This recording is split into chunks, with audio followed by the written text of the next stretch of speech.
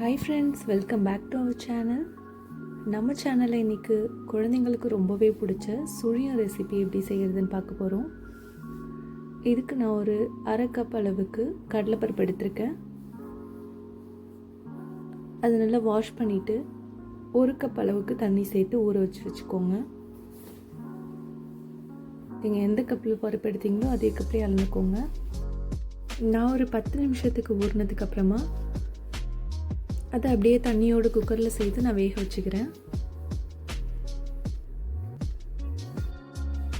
Cooker மூடிட்டு ஒரு 7 whistle விட்டு எடுத்திங்கன்னா கரெக்டாக இருக்கும். நான் ஒரு 100 கிராம் அளவுக்கு வெல்லம் எடுத்து அதை பொடிச்சு லைட்டாக தண்ணி சேர்த்து அடுப்பில் வச்சுருக்கேன். இது நல்லா கரைஞ்சி வந்துடும். அதுக்கப்புறம் அதை ஓரமாக ஃபில்டர் பண்ணி எடுத்து வச்சுக்கோங்க. பருப்பும் இப்போ கரெக்டான லெவலில் வெந்து வந்துருச்சு. நான் ஒரு கடாயில் காய்ச்சி வச்சுருக்க வெல்லத்தை ஃபில்டர் பண்ணி சேர்த்துக்கிறேன்.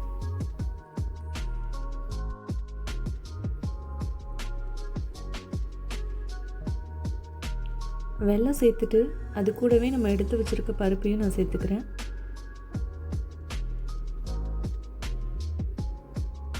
சேர்த்து நல்லா மிக்ஸ் பண்ணி விட்டுட்டே இருங்க.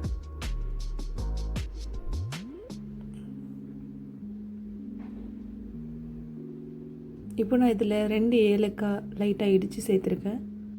நீங்கள் ஏலக்காய் பொடி இருந்தால் கூட சேர்த்துக்கலாம். இது கூடவே நான் ஒரு 1.25 டீஸ்பூன் நெய் சேர்த்துக்கிறேன். நெய் சேர்க்கும் போது வாசனை ரொம்பவே சூப்பராக இருக்கும். இது கூடவே நான் கொஞ்சம் துருவின தேங்காய் சேர்த்துக்கிறேன். சேர்த்துட்டு அதையும் நல்லா மிக்ஸ் பண்ணி விட்டுக்கோங்க. இந்த அளவு இருந்தால் போதும், கரெக்டாக இருக்கும். இப்போ அடுப்பு ஆஃப் பண்ணிக்கோங்க. கப்பில் 2.5 ஸ்பூன் மைதா, 1 ஸ்பூன் அரிசி மாவு, கூடவே கொஞ்சம் உப்பு சேர்த்து தண்ணி சேர்த்து நல்லா கரைச்சி வச்சுக்கோங்க. ரொம்ப தண்ணியாக இருக்கக்கூடாது. பஜ்ஜி மாவு போடுவோம்ல, அந்த அளவில் இருக்கணும். நம்ம ஆல்ரெடி ரெடி பண்ணதை ஆறுனதுக்கப்புறம் இந்த மாதிரி சின்ன சைஸில் உருண்டையாக பிடிச்சி எடுத்து வச்சுக்கோங்க. இப்போது அந்த உருண்டையை எடுத்து இந்த மாதிரி நம்ம ரெடி பண்ணி வச்சுருக்க மாவில் ரெடி பண்ணி சூடான எண்ணெயில் போட்டுக்கோங்க.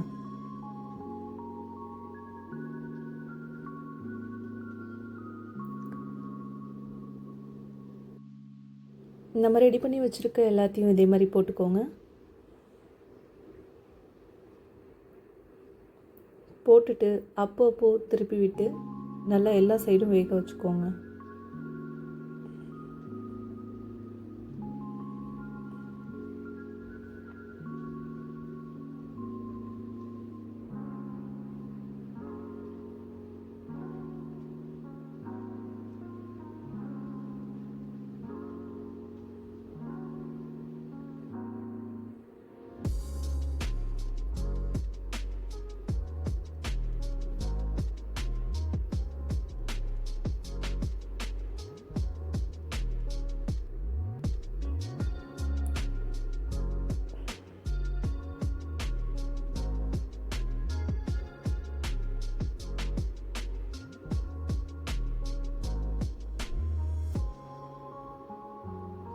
நான் அடுப்பை ஆஃப் பண்ணிவிட்டு இதெல்லாம் எடுத்துக்கிறேன்.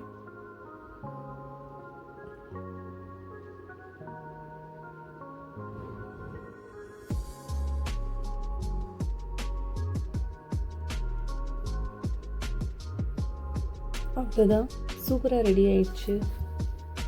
நீங்களும் இதே மாதிரி செஞ்சு பார்த்துட்டு எப்படி இருக்குன்னு கமெண்ட்டில் சொல்லுங்கள். தேங்க்யூ.